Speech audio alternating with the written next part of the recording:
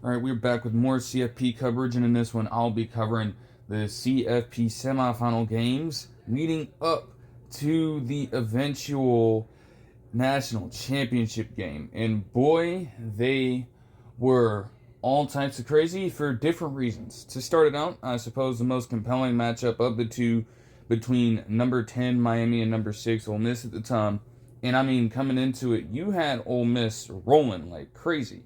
Again, as I was talking about in that video, Kirby Smart and that Georgia squad did not help themselves out in that game with some of that late decision making.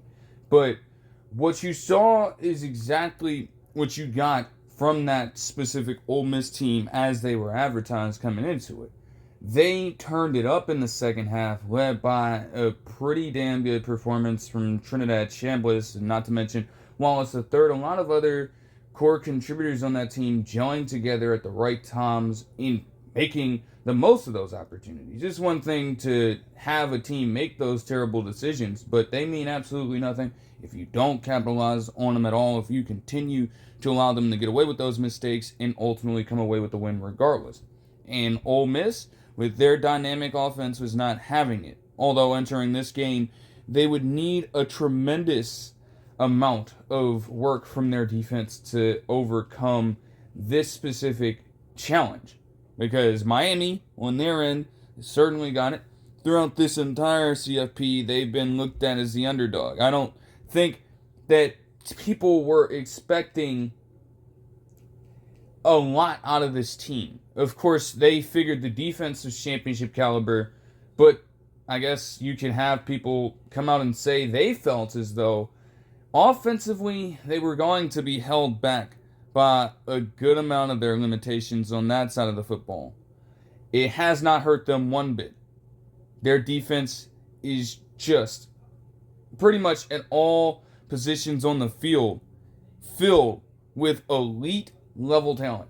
Even when you look at the depth pieces that they have in the event that some of their players, some of their star players have gone down, they've been able to recuperate and not miss a step at all. And across this entire CFP, their resume looks great when you consider this. Say what you want about Cristobal and say what you want about that offense, outside of a few players like Malachi Toney, for example. But, man, when it comes down to it, they've beaten top offense in the nation after top offense in the nation, and now they go into this game facing off against another top team offensively. Ohio State and Texas A&M had dynamic offenses this season, and they were completely limited for stretches and long stretches of both of those games. And when it came down to their offense, they are very conservative in nature, but it works to their benefit. They're not turning the ball over. They're not forcing themselves into making too many mistakes. And they're implementing their own form of ball control to ultimately come out victorious in those first two. And it was the same kind of mentality here. Because what is the best way to slow down a good offense? It's about keeping them on the sidelines for as long as possible and ensuring that they don't have a tremendous impact on the game when they are out there. The first possession win as such, they forced them into a quick 3-and-out. And then you have Miami, even if they're not scoring touchdowns, the amount of times that they are taken up on these drives will, in the end of it, make all the difference in the world. Like, yes, they settle for a field goal here, but with some solid runs from Mark Fletcher Jr., including one to pick up a fourth down in Ole Miss territory, and also, just solid dink and dunk passes from Carson Beck. Not asking him to do too much and stretch the defense, just taking what they give you and moving the ball strategically down the field, slowly down the field, effectively down the field to get the job done. They took up 7 minutes on this drive and would go up 3-0 in this situation. Like, that's a good chunk of the first quarter after you keep that offense ice cold instantly. And you prolong it by just forcing them to sit back, not even relax, but you just have all that angst building up in them as they're waiting to get back out on the field. And they have to watch you consistently go to town on their defense. It's insane to be in that position. And it continued. I mean, that is textbook play for Miami in the CFP. This is exactly where you want them in this scenario. They didn't really end up getting going all that much, I should say, in the first quarter. Because they could not stay out on the field long enough. Simply put. You had coverage performing very well everywhere. And for a while, they were doing a solid job of stopping Kawan Lacey, which was going to be the key. As I've been saying for Ole Miss, even when I went over the CFP rankings in totality. Like, there will hit ruts where if Kawan Lacey doesn't get going, they just don't have much else to really contribute on the offensive side of the ball. And promptly, they would go on yet another 3-and-out before Miami, again, while punting on this drive. It's not like they were having the craziest offensive success in the world. And it nearly got disastrous as one of the Ole Miss defenders in Graves was able to force a fumble on Carson Beck. But, with that being said, they still protected the ball in that scenario, and they punted after 4 minutes and 47 seconds on this drive. So, you add all that up, and you, overall, have controlled this for pretty much 11 of the 15 minutes that the first quarter would possess.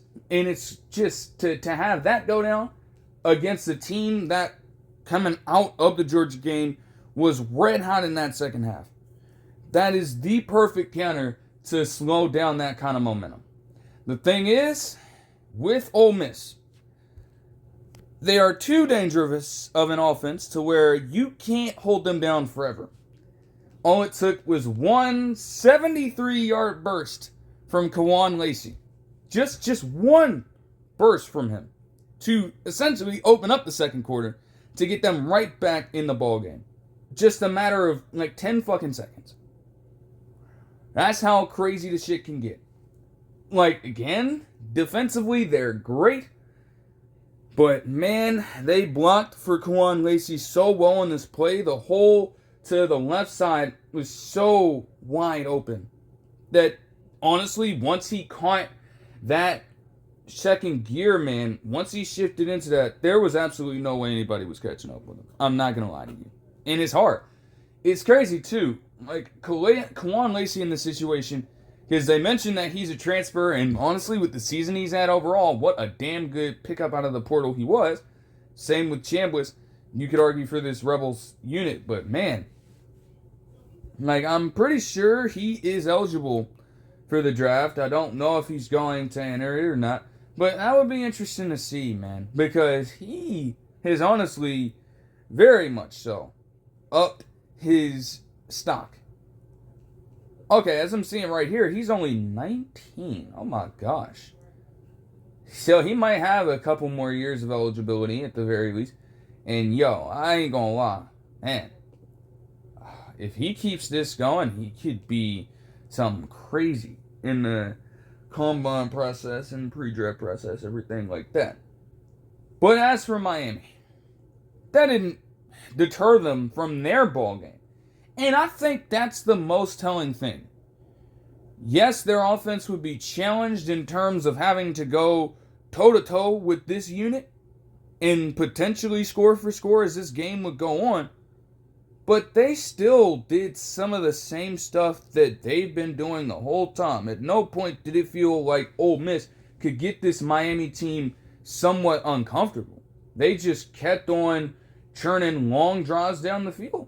Because their response would ultimately end with a 4-yard rushing touchdown from their backup running back, Brown here.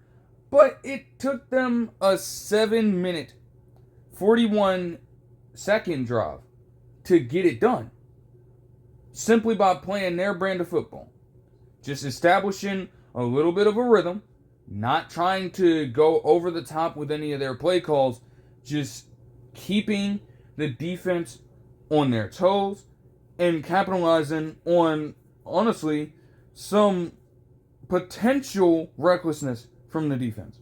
Like, it gets to a point if you're a defense playing against a team like this, where you're just going to start anticipating early on everything, thinking that, oh, they're running such a predictable scheme, we know exactly what they're doing, and then all of a sudden they hit you with just one play that shifts from the norm to keep you off balance and out of a rhythm on that end.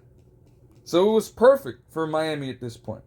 And I mean, hell, on their end, Ole Miss themselves would start to get some chunk plays going to Wallace III, but they would still be forced to settle for a field goal, and it was a tie ball game at that point. However, even with Miami trying to play, their own brand of potential smash mouth football, just have a balanced attack the whole time, when you have open shots, you're going to take them.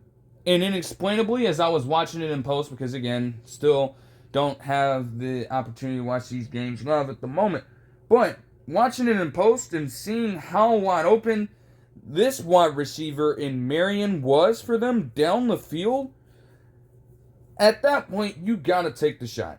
And Beck would smartly dial it up to him on this post play for a 52-yard touchdown catch to give themselves the lead in essentially 2 minutes of time as the quarter was winding down.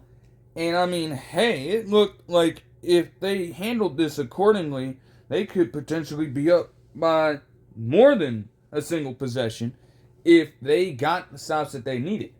They did force a 3-and-out in pretty much a minute before getting the ball back themselves. However, Emmanuelin of Ole Miss would get his hands on Carson Beck to force him backwards, force a 3-and-out subsequently thereafter, and also give Ole Miss seemingly enough time to get in Carnero's field goal range. Carnero, man, has been a fucking dog, bro. And the CFP, when the full team, or the full roster of teams, I should say, was released, they consisted of some pretty good kickers. I'm not for the Jaden Fielding slander, but you have him, okay? You have Tate Sandel of Oklahoma getting the Lou Groza Award in the first place before the CFP even took place. And then you have Carnero for this Ole Miss team. Now, he's also a transfer as well, but y'all, his ability to kick from long distance is crazy. Now, granted, you're in a dome, but in college football, you ain't expecting nobody to hit a damn 58-yard field goal like it's nothing. And he cashed this in just before the end of the half to trim the lead down to 4 and give Ole Miss a fighting chance to start the third quarter off right. They would have to wait as Miami would get the advantage first, but both teams, despite them being able to drive down the field relatively well, would both miss their field goals. And while I could understand it from both sides, I guess, Carnero, given that he just hit a 58-yarder, it could be seen as a little crazy that he missed from somewhat shorter distance, but at that point, I wouldn't make too much of it because he's been so automatic throughout this that at that point, man, can you really give him too much shit for that? He'd been banging field goals from long distance for that much time, and you gonna try to go ahead and crap on him for missing one. You go ahead and try to fucking kick from that long and see how well that works out for you. It probably ain't going to. So after Ole Miss's botched field goal attempt, I should say, Miami got right back to work themselves. Just pounding the fucking rock with the combination of Brown, Fletcher Jr., and even had Carson Beck getting out of the pocket and scrambling for a few yards at a time. This drive was primarily run after run. Trying to put this completely back in favor of their side. And just trying to excommunicate Ole Miss entirely at this point. Take them out of commission. I could kind of understand them wanting to pass in this scenario. They had no choice. You had a false start. You were backed up on 3rd and 12. But the first pass of that drive would end brutally for this Hurricanes team, as they would finally be forced into making a brutal mistake, as they would be intercepted by the Washington State transfer D-back in Gushikin, getting some instant redemption in his CFP time here. He would make the play on the ball to give them back an opportunity to go down the field themselves and just get some control back in this game. Like, that just tells you, oh, we do not give a damn about what you are calling against us. We are in absolute domination mode right now, and we're going to let you know about it. We're not pulling any punches here. You're going to feel every single run we're calling. You're going to feel every single play we're calling until you do something about it. Well, what would the response for Ole Miss be in this situation? They had some strikes go to Stribling and Alexander down the field for the first few plays of the drive, but when it came time for them to call up a third down play, Chambliss had absolutely nothing down the field. They forced him into a no gain, and Carnero would hit a 54-yard field goal to bring them back within one. Then Miami as well, I don't know, you could say those last two drives, despite them getting great runs from Toney and Mark Fletcher Jr. in the first place, on the first couple of plays, and that unit from Ole Miss, they would start to lock in a little bit between Perkins and Eccles, getting relentless pressure on Carson Beck on back-to-back plays to force a long punt. And Ole Miss, all of a sudden, early in the fourth quarter, they had a chance to take the lead right back, and that they would end up doing. They wanted to put the game on ice themselves. And again, even if in this scenario you're not scoring touchdowns, you at the very least are sending some kind of message. And you're getting that offense colder and colder and colder. And that's what this drive would do. It lasted more than 5 minutes long, and it had a nice blend of passes and runs in there, ultimately with them being able to stop the likes of Kwan Lacey in goal-to-go territory. They had to settle for a short field goal, but it did give them the 19-17 lead at that point. And then, this late game stretch from Miami would say a whole hell of a lot about them. Because for all of the flack that their offense has gotten through this CFP tournament, they'd be called upon to make plays happen as a result of just suffering some tough defensive lapses. And likewise for Ole Miss. Like, you just get this whole sequence of drives here, back to back to back to back, that just turn this game up a whole nother notch. Like, they started out with getting a massive Mark Fletcher Jr. run, and then you have Toney as a true freshman showing his elite playmaking ability after the catch. Like, it was one of those screen routes that Oklahoma would call for Isaiah Satania III in this scenario. They get him across the middle, and he just starts cutting up all over the place. Ultimately, he veered into the end zone untouched for a 36-yard touchdown catch to give them the lead. And then in a matter of essentially a 2-minute drill, Ole Miss had the ultimate response themselves, as Chambliss would fire a dime to one of their skill position players and right for a 24-yard touchdown catch and get the 2-point conversion to take, at that point, a 3-point lead. And, I mean, Miami at that point, the ball was in their court because they weren't necessarily forced to score a touchdown here to get the win. They could be conservative in this scenario, and they could approach the game in the same manner, just live to see another possession, take the easy points, and fight on the defensive end to prevent Ole Miss from doing anything on that side. But with pretty much 3 minutes left in that game, they said, you know what? We are going to take this thing all the way down the field, and we're going to give ourselves a high percentage to win this game. Fuck tying, fuck settling for points in this situation. With the game on the line, they put the ball in the hands of their playmakers, and they trusted them to get it done. Completely. You had Carson Beck tap into a whole nother element here. He'd pick up multiple third downs on this drive, including getting one to Marion for a 17-yard gain, and then hitting up with him again later on an 11-yard gain to get themselves in goal-to-go territory with about 31 seconds left. They started to try to force Ole Miss to use all their timeouts at this point, and it would be they themselves who would waste another one after a 5-yard gain before having Carson Beck dial up his own number on improv and get himself in the end zone for a 3-yard rushing touchdown to take the lead.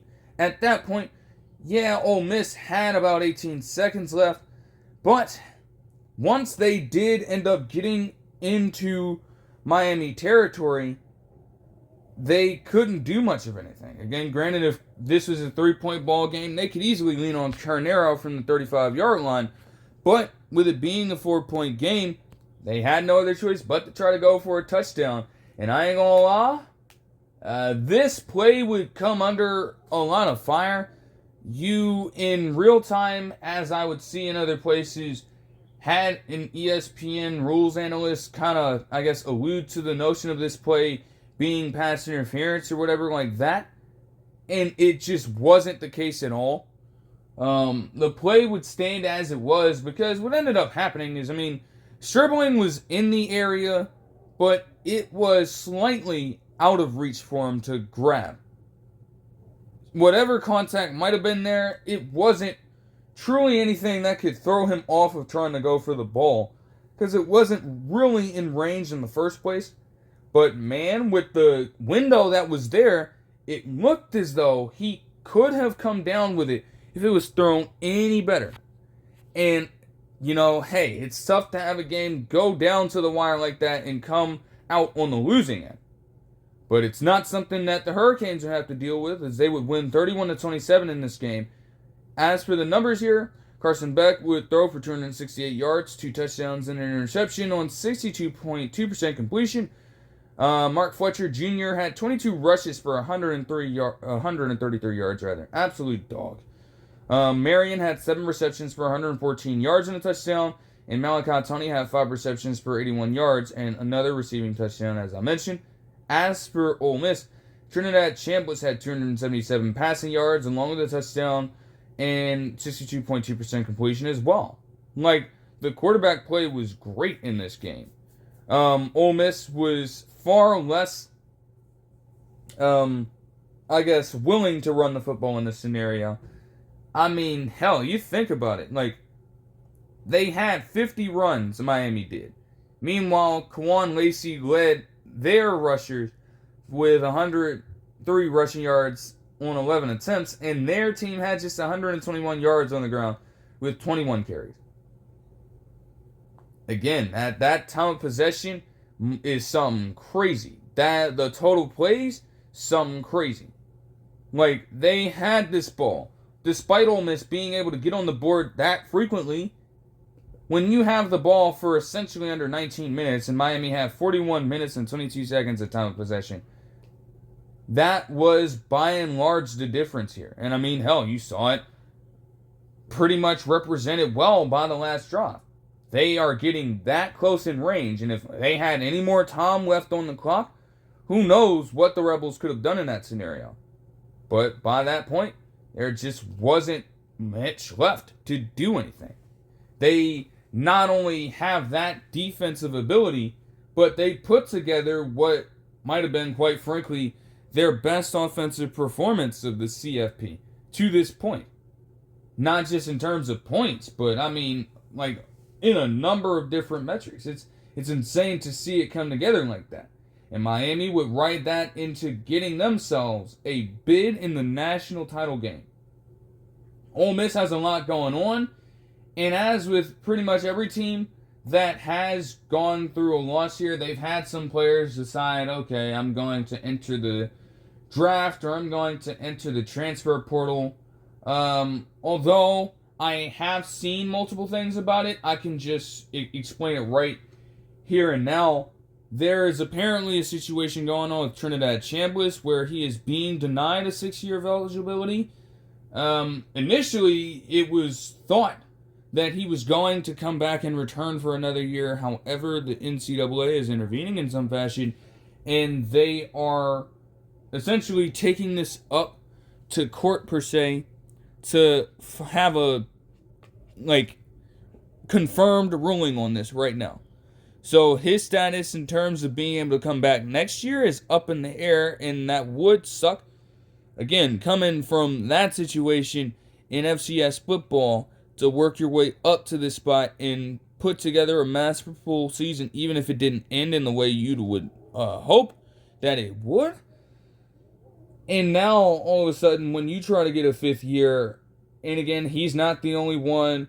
No, there's nothing underlying with it. Like, we've already heard about the stuff with Diego Pavia and, honestly, other players, when it comes to guys with that kind of length in terms of overall experience in college, potentially waiting for opportunities for eligibility as a result of medical reasons, medical redshirting, things like that. Potential studies that might interfere with on-court, on-field play and things like that. Like, it's not uncommon for this to happen. But you would hope that they find a resolution to it where you allow Chambliss to return. Because he's put together a great year. And if he has the ability to compound on that, potentially get his name even more out there, with a similar year next season, if he does come back, like that could do a whole hell of a lot for him. So you don't want him to miss out on that opportunity at all.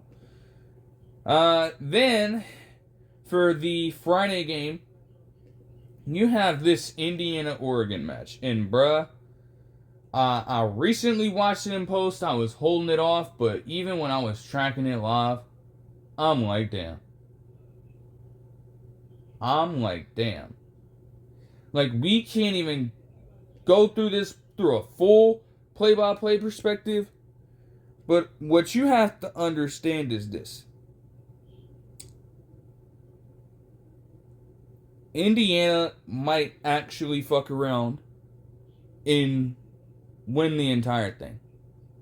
Yes, if I would have said this 5 years ago or at the start of the decade, hell, the amount of time I've been watching college football, period. Oh my gosh. Gotta go all the way back to 2013, starting out and watching football, primarily of Ohio State at that time, of course. Yo, you could not convince me at that time that Indiana, in a little over a decade, would reach this pinnacle of potential success and have a shot to capitalize on that at this point of time. Because you'd literally be looked at like you're crazy. And this is reality. They are not playing around. Like, yes, it's hard to beat a team twice in a season. Everybody's been saying that the whole time, yada, yada, yada. And even leading up to the game, it was that way. And I mean, hell, for a little while there, it felt like Oregon had the recipe at times to get themselves in winning position. It's not like this was a completely flawless game from Indiana's perspective, especially early on. They were able to, at times, with some of the plays that I saw, get some pressure on Mendoza. Have that offensive line that's been so good throughout the year break and bend to their will to ultimately force them behind the sticks and get them in disadvantageous situations. And Oregon, at the very least, did, for a while, have responses with scoring, at least early on, but not enough. And especially considering that Indiana would make a statement with the win and pretty much on the first play from scrimmage. I'm tracking this shit as it goes on, and I see that they have D'Angelo Pons capitalize on a pick six for an instant score on the first play of the game. On the first play of the fucking game, without fail, worked that pass from Dante Moore exceptionally well and got straight into the end zone to get Indiana on the board. Like that. That was crazy. And it's like, I mean, both of these teams want to do similar things. They want to establish ball control. They want to dominate you at the line of scrimmage. Both of them do. So it wasn't surprising to see Oregon follow that up with essentially an 8-minute drive themselves. And Dante Moore and that Oregon team, with the way this Indiana defense had been performing in this game, with the way they'd been performing across the entire CFP, they essentially had to work for every yard. Luckily for them on this drive, they were able to get some key third down conversions. They were able to win some situational football scenarios. And ultimately, you would have Jamari Johnson get into the end zone on a Dante Moore feed from 19 yards out to tie up the ball game at that point. Oregon never had a chance in this game after that point. It was all Indiana. I mean, everywhere. You're not asking Mendoza to light up the scoreboard, but by goodness, with some of the throws that he was making down the fucking field, man, you would think he would have ended this game with about 300 passing yards. He only ended up finishing with 177, but managed to put up 5 touchdowns in the game and completed 85% of his passes despite that kind of pressure. So it's crazy. Like, even in those rare moments where they were able to find success in pressuring him, it didn't have a lingering effect on the team after that point. They bounced right back. They got themselves back on schedule more often than not, and they were still able to impose that balance. Like, if you thought the passing game was surgical, they still in this game did whatever they wanted, and efficiently, mind you, on the ground. You pair up that kind of consistency on offense with that unrelenting defensive intensity. There is almost nothing that any team can do about that. Especially when you consider that on multiple occasions as well, a few easy drives were created from forced turnovers. Now, I'm not going to lie, at this point, the Ducks were down 14-7. I saw, as I was tracking it at the time live, that Dante Moore had fumbled on a negative rush. But again, without watching the full game, you miss the full context. And man, when I saw that specific play, that is just a tough break to have, honestly, if you're Oregon. I mean, you're expecting everything else around you to be cleared out so you have enough time to release the ball in a reasonable way, all right? Meanwhile, you have Hill Jr., the running back, right beside him, and he just has his helmet interfere ever so slightly with the ball in that situation. And it does enough to jar it loose. Unfortunately for Dante Moore, it would be recovered by the defense. And you even had DeCorian Moore just throw his hands up in absolute disgust. Because it's like, damn, like, what are you supposed to do about that? That's supposed to be a routine play. Shit like that cannot be happening with these kinds of stakes on the line. Granted, that's fair. But, oh man. What would happen next is essentially just a 3-play, 3-yard touchdown drop with Kalen Black barreling right into the end zone for the easy score.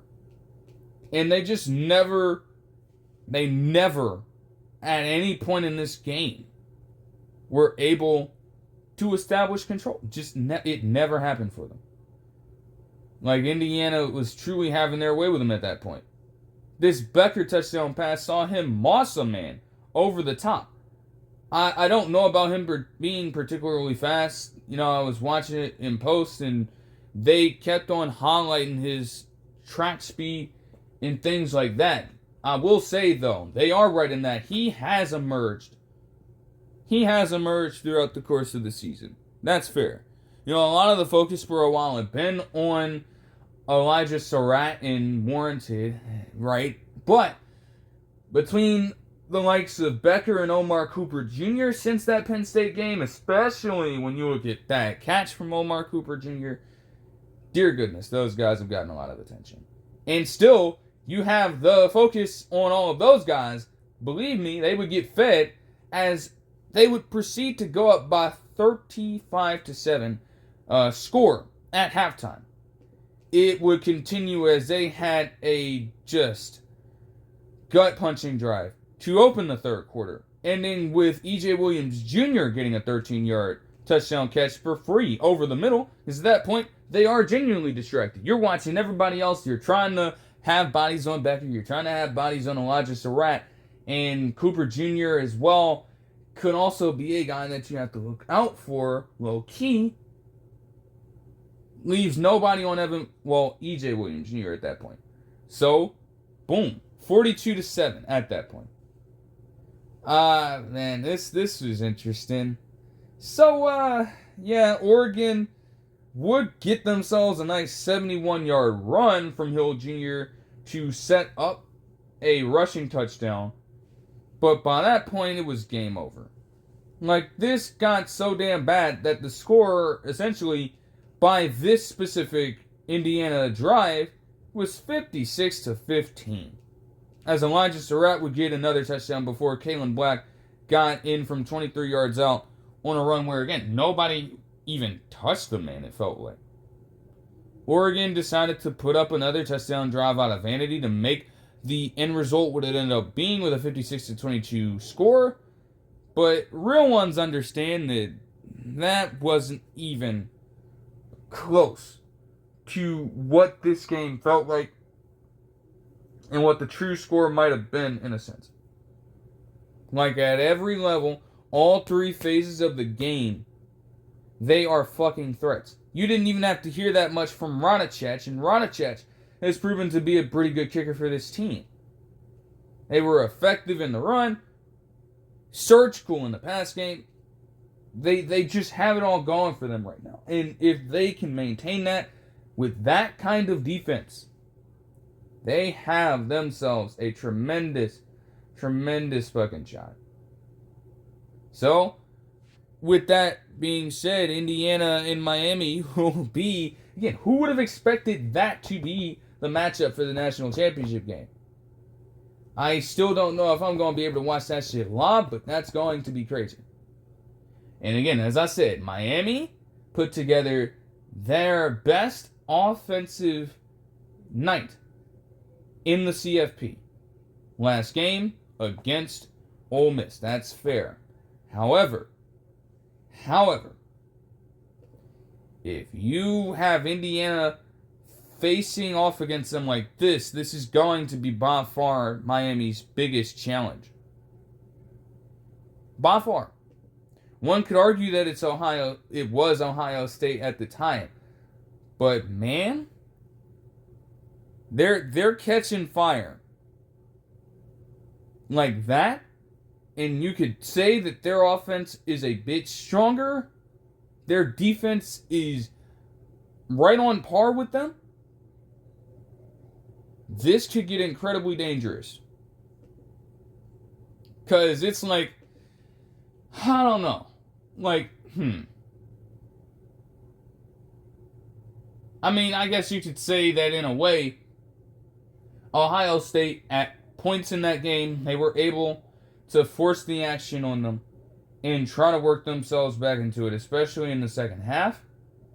But Indiana, with that unit also being, you had two of the top defenses in the nation in the Big Ten championship game when they faced off against each other. And Indiana, in that sense, is going to be a perfect counter to Miami. Because I know that Miami will want to play that game slow, and granted, when Indiana establishes their own form of domination in the trenches, they would want to do the same thing.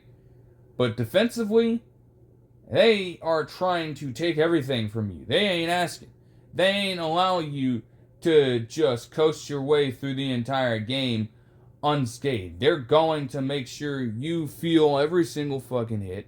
They're going to make sure that they are playing as sound of a defense as they can in those particular moments, and they're going to perform well or try to perform well in situational football. Make sure that you get off the field as quickly as possible so that they can go to work themselves.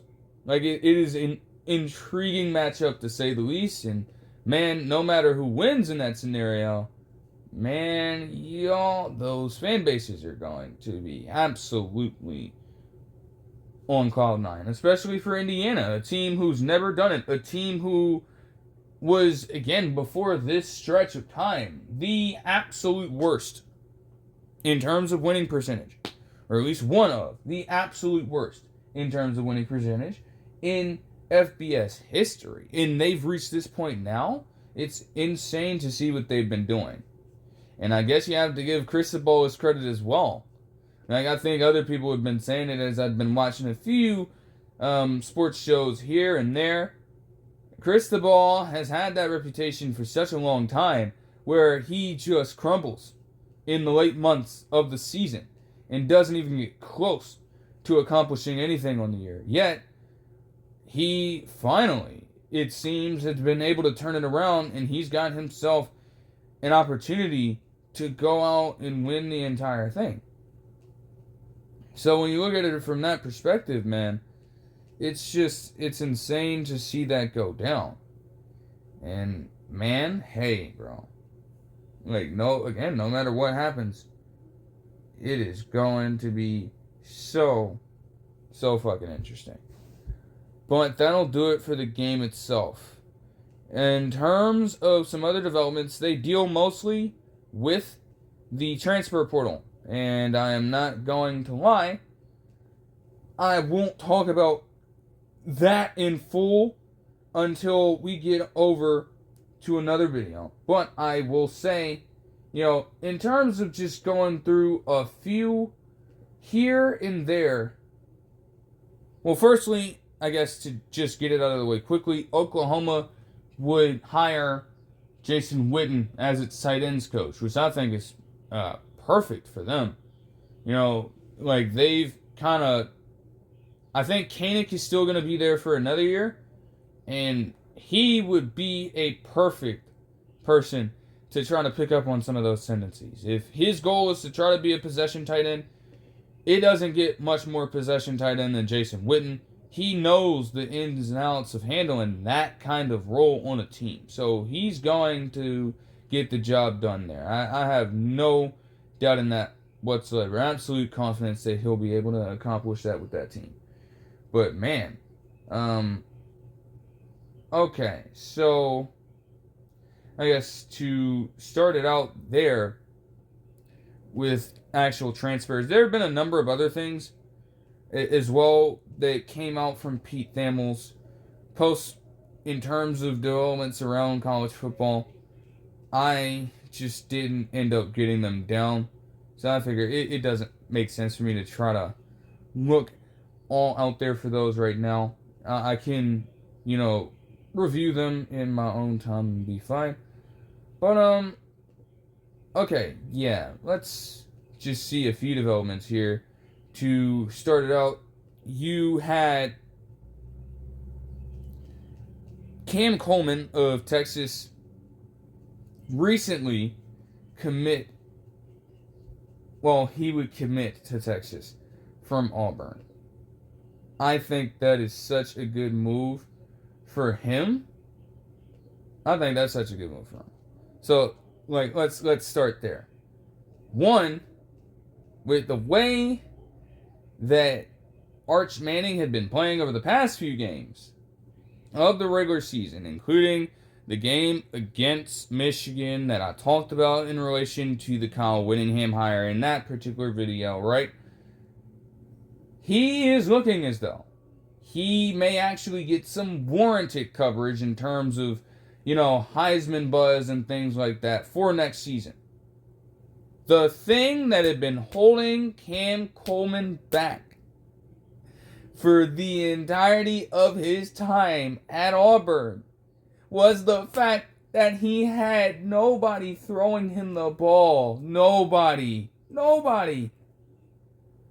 It wasn't the case the whole time. There were games where he clearly was able to make plays for this team.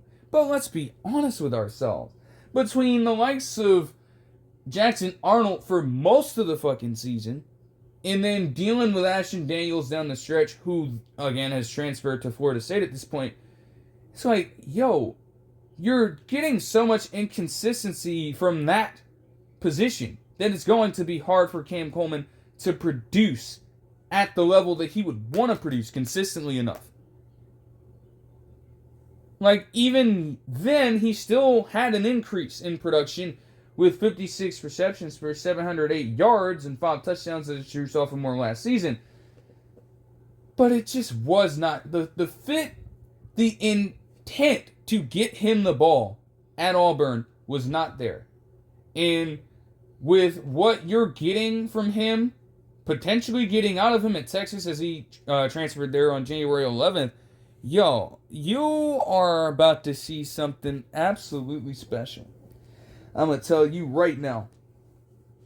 Because it's wild, man. I mean, like, yeah, I'm seeing this right here, right now, between some of the guys that they get. You get a 5-star in Cam Coleman. And then you also, as I had to put in the description of the last video on the transfer portal, you also got Hollywood Smothers to flip there as a potential primary back. And then Raleigh Brown as well, as I mentioned in that particular video, coming there as well. Like, Texas they are not fucking around. They are trying to establish themselves as a team to be taken seriously next season. And with that help out there at the wide receiver position, it adds yet another dangerous element to this damn team. So when I saw this come through, I'm like, yeah, okay. I'm absolutely liking that. And for Auburn, it's like, yo, I can't be surprised about it. It's not to say that Byron Brown is going to be a bad fit for the team, but between having all these different transfer players come in, and you know, at that point, the connection that they have with Alex Golesh, they're going to be looking for playing time themselves. Cam Coleman most certainly has the talent to start over all of them, but it's just too much to be involved in at this point. So I think it was a good decision for him to move on. And yo, the Longhorns are getting a good one there. And from that standpoint, I guess when talking about the Longhorns, as a result, or I guess in correlation somewhat with them getting Cam Coleman, it was understood that they were losing DeAndre Moore Jr. in this situation as he entered the transfer portal far earlier. Understandable for him. You know, his talent is definitely stated. He also had been struggling throughout the year to get the ball himself. And as I was saying in that last video, him having a bit of a problem with the overall play at the quarterback position makes sense, seeing how his production was this season. You know, when looking at it for him, as I mentioned, the connection between Manning and he was seemingly not all there. Like, yeah, he had 38 receptions for 532 yards and 4 touchdowns, as I believe a redshirt sophomore in this situation. He didn't really appear much in his 9 games and didn't record a single stat. So I would believe that he is up for that kind of label now. Nevertheless, man, you get in that scenario, and it's just like for games on end, he wasn't even getting the ball. Like, dead ass. And it's like, if he's that dynamic of a weapon for you, you're not even concentrating on giving him a chance to make plays at all, well, then what's the point, right? He would decide to transfer to Colorado, which could be good for them as well, with the loss of a Marion Miller. And, I mean, you automatically put him in a position where he's going to be, through and through, the main wide receiving threat on that team. There's no question about that whatsoever. Marion Miller might be a little more highly regarded, a little more highly touted of a prospect, but the talent for Moore Jr. is clearly there. There's no question about that whatsoever. He just needs the opportunity and a potential change of scenery to see that come to full form. The thing there and the thing with, the team in general is that, again, who is throwing him the motherfucking ball? Who is throwing him the ball? To this point, I don't think that Colorado has solved that problem. And I would think that they take a step forward with Julian Lewis in this situation, but he's going to be a true sophomore. Do they give another shot to Ryan Stahl? They probably shouldn't. It's like they just have a lot of questions to ask here about how they're going to build out this roster at those positions. Like, getting Isaac Wilson from Utah, I don't know if that's going to get the job done particularly well for them. As when looking at him, obviously he's the younger brother, of Zach Wilson. If that wasn't already made clear, he doesn't have a lot of experience in, terms of actually playing, as a true sophomore. He saw his time actually decrease as a result of them going out of their way to get Devin Dampier out of the transfer portal and have him perform relatively well throughout the year. When he did play as a true freshman in 2024, he had 1,510 yards along with 10 touchdowns and 11 interceptions on 56.4% completion. Why would they think that that is a solution? I am not sure at all. Like, that is just atrocious. To the point where he was benched after those 9 games. So if that's your only move, unless they're planning something else here, I don't know. Then you have to understand, even if you get a quarterback, who's protecting him. I can understand why this would happen, as Jordan Seaton, the former 5-star recruit out of high school, and remember when they got him in 2024, he was a massive, massive pickup for this team. Massive. It made the waves all over the college football landscape. Top prospect in that regard. And again, this was him, doing this after he visited Ohio State earlier in that time frame. So it's like that was a great pickup for them in time. However, it hasn't panned out so high. He himself has had a bit of a ways to go in terms of development, but as a whole, the entire offensive line for that Colorado team has been under scrutiny for the past couple of years. They still cannot run the football there. They just can't. Like, I think while there were times in last season where they took a step forward in terms of their rushing attack, it still wasn't potent enough. It just wasn't. They were always a step behind in that regard. And pass protection, don't even... you really want to talk about it? With the amount of time that Shedeur Sanders, when he was there, was hitting that ground, with the amount of time that all three of Salter and Staub and Lewis, when they were playing, were hitting that motherfucking turf consistently. Oh, it was bad. And at that point, this is probably a matter of value. Because Seaton is by far the best prospect they have on that line.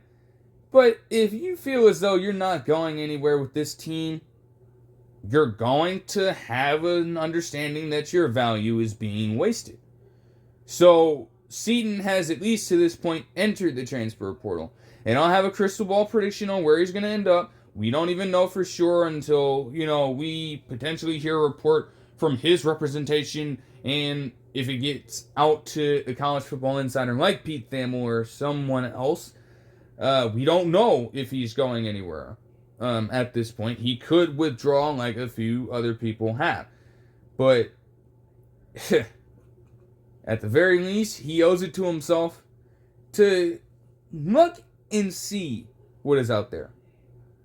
For a couple of the other moves, again, a lot of them I'm going to save for the second video solely focusing on the transfer portal, not with other stuff. Although, transfer portal closes before the college football national championship game.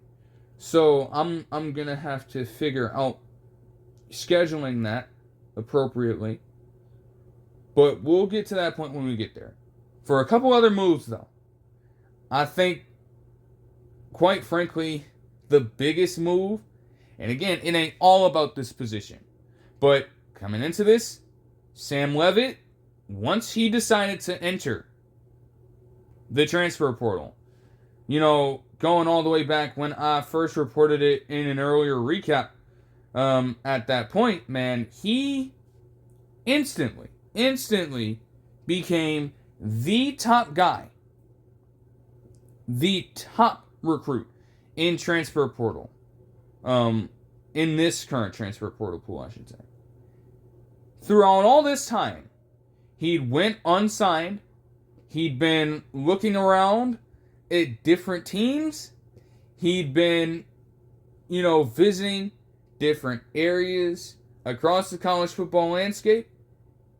And he still, at that point of time, remained as far and away the top recruit in the nation when it came to guys entering the transfer portal. Then, on that fateful day on January 12th, word would come out per Pete Thamel and other sources that he would commit to LSU. I feel like that was the goal all the time. They mentioned that Kentucky was in the running, Tennessee was in the running, Miami was in the running, which would have been crazy for Miami. But it would be LSU. And I guess if you want to call Lane Kiffin an evil genius, I guess you're more than inclined to, with him getting a fucking move like this. Like, it goes without saying. I don't even need to get into the numbers. Now, yes, as a quarterback, there are still things he has to work on. Like, he is, I tell you, man, scrambling Sam Leavitt is a real fucking thing.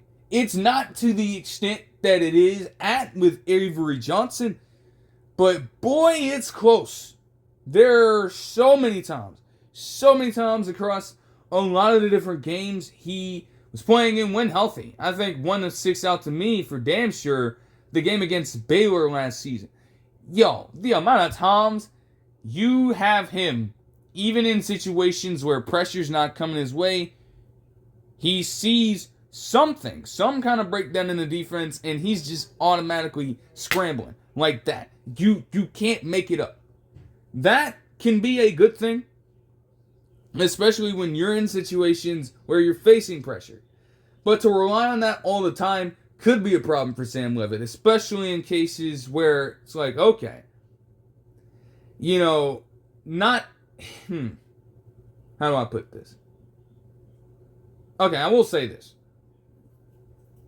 The top crop of SEC defenses out there are going to try to blitz his fucking face off. So, in terms of scrambling there, in terms of getting out of the pocket, it might work to his advantage. He's just going to have to work on general efficiency. There have been a few games as well where he's, typically been an accurate quarterback, but he'll have those few games out there where it just craters. He starts to get jumpy with his passes. He has all these off-platform throws that just don't go anywhere. And they result in just some very errant reads. His completion percentage, although maybe not by much, and granted if he played in more games this season, it might have been somewhat, I guess, a little better than his 2024 completion rate. But still, when you look at the numbers at face value, his completion percentage is taking a dive every single season he's been in college. And again, you can take that with a grain of salt, maybe. Limited snaps in year one, so there's not much you can do with that. But I would want to see him get that up. Especially when you are having a new shift at LSU completely. And that's what makes this so perfect. Brian Kelly was trying to, do a similar thing with having Garrett Nussmeier be as accurate as possible. And thank goodness they were able to find a reasonable replacement for him. It's not like he was that good in the first place. And then you also have Michael Van Buren Jr. decide to get out of there while he could and transfer to a different setting as well. It all makes sense. Lane Kiffin, though, especially when you look at what he was able to do as more of an offensive mind, along with good coordinating help flanking him with Jackson Dart. Like that is the standard for Sam Leavitt right now. Now, I am not going to say that one is a better prospect than the other. I would think that Dart probably had the stronger arm, a way stronger arm. And I mean, hell, you could say that Sam Leavitt's a better runner. Fine. He's still that versatile and a very good dual threat quarterback. It's why he's one of the top in the nation in terms of overall players. But again, look at Dart's progression throughout the year. He started to cut down on turnovers every single year he was at Ole Miss, pretty much. And it culminated in his pretty much record-shattering in terms of school record in a way season in 2024. All over the place. With 69.3% completion to, in that year, lead the SEC. So I'm not saying it's going to be a one-to-one parallel, but I'm saying if you have Lane Kiffin being able to be a quarterback whisperer of sorts and have Dart start out as a pretty raw talent and mold that man into a first-round pick, there's no question that a similar scenario could play out for our man and Sam Leavitt.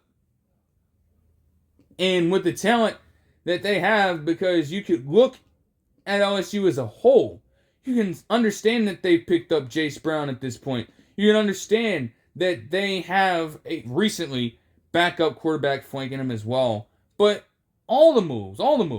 Yes, they lost the tackle. But getting Eugene Wilson III from Florida as well. Getting Winston Watkins from Ole Miss. Damn traitor. Look, they're filling this out completely.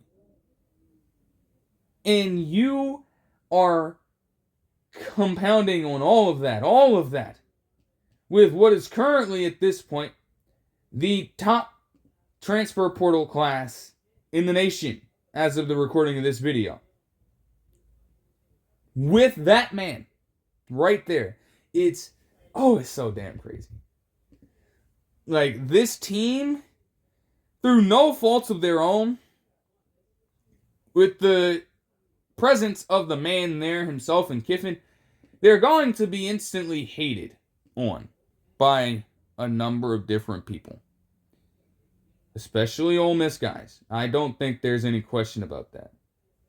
And it sucks. Like, those guys can't control, except for, again, Watkins literally deciding to move from Ole Miss to LSU. You can't make it up.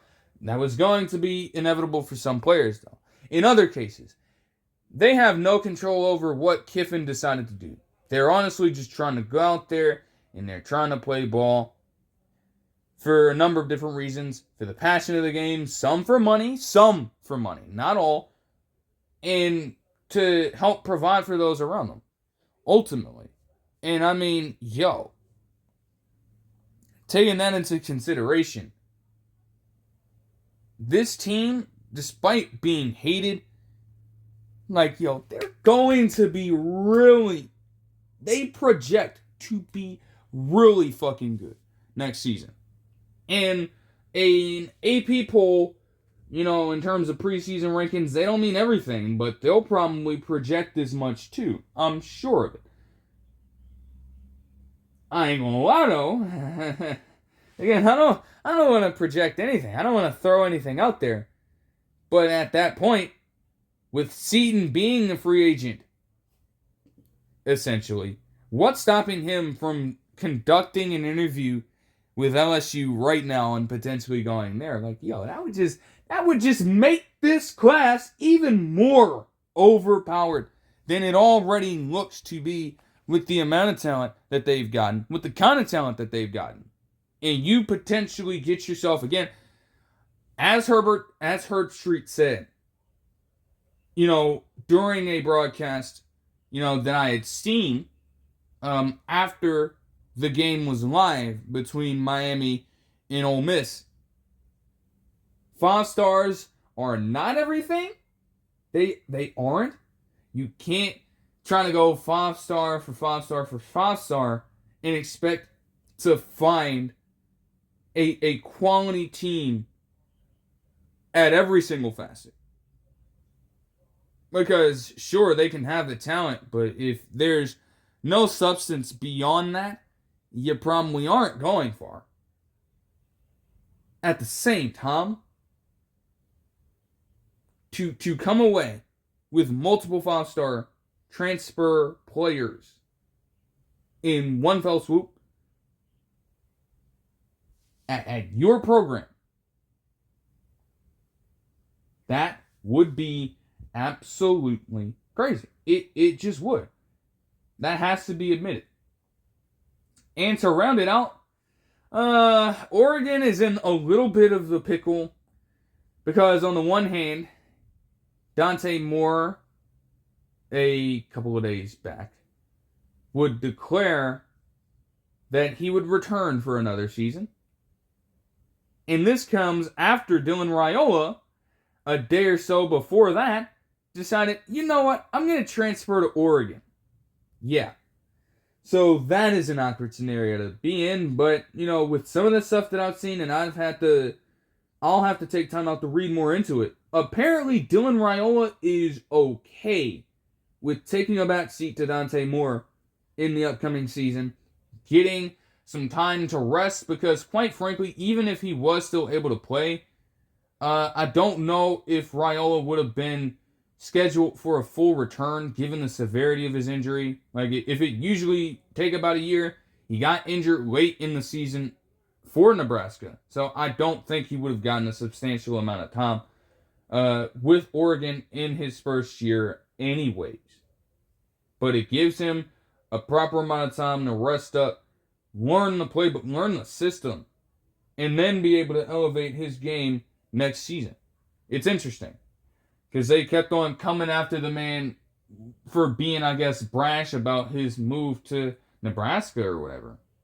But hey, life comes at you fast, and I truly wasn't expecting him, if that is standing to be the case. I wasn't expecting him to have that kind of turnaround about it, but hey, okay. I mean, there you go. As for another move they would make, recently Oregon would also, smartly enough, decide to get safety Perich, formerly of Minnesota, out of the transfer portal to commit to them on January 12th as well. And I fucking love this move for them.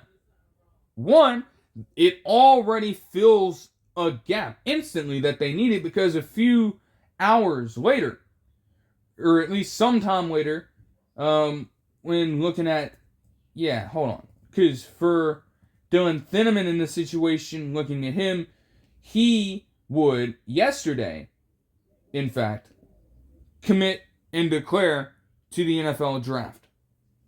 So you're losing that safety talent, and Thieneman, again, I thought this man was a linebacker for the longest period of time.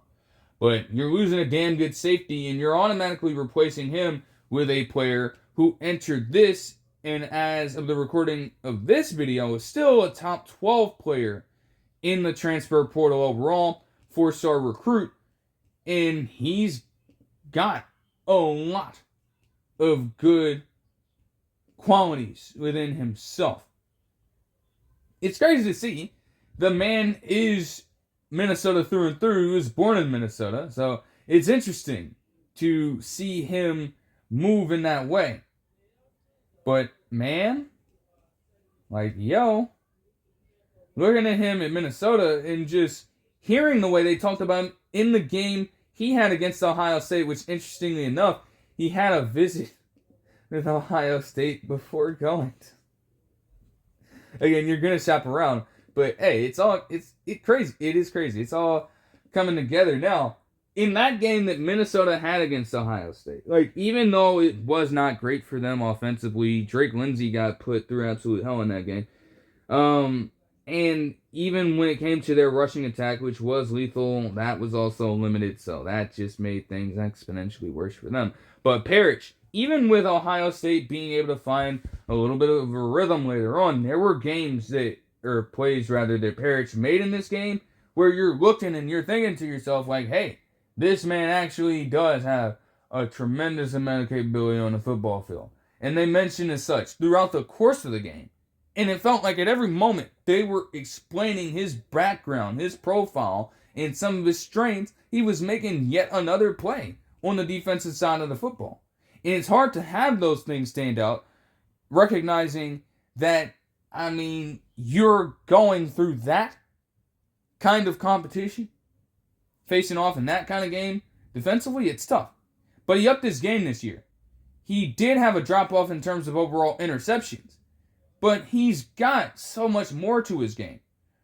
They mentioned, for example, as I was looking deeper into his 247 sports profile, they mentioned as he was getting out of high school that he had great closing speed and a number of other very solid intangible attributes that make him one of the more versatile safeties you can have on a defensive formation. And he put all of that together into what would be a season for him where he logged 82 tackles, 3 tackles for loss, a sack, an interception, a pick 6, and also 2 pass deflections on the year. World-class safety talent. Through and through. So it's insane to see that go down for him. And Oregon, man, with the way that their overall D-back room is looking like, they are instantly recouping themselves. I don't think they were expecting themselves to get blown out in the way that they did against Indiana. But, man, they are trying to ensure that some shit like that, the talent they're getting, and with Perich here, potentially being able to hold it down wherever you line them up, on the back end, in the box, maybe even up front on rushes and blitzes. Like, no matter where you line him up on the defensive side of the ball, he's going to be able to hold it down. And to have that confidence in your defensive room at all of those positions, it does so much for you in terms of how you can scheme up those players and put them in spots they need to be in to have the best potential to make their own plays. It's craziness, man. You have got to respect it. So all these moves and more, again, as I'll get into in a different video, are incredibly intriguing to look at. Alright, that'll do it for this one. I hope you guys enjoyed the video, and I'll see you guys in the next one. Peace.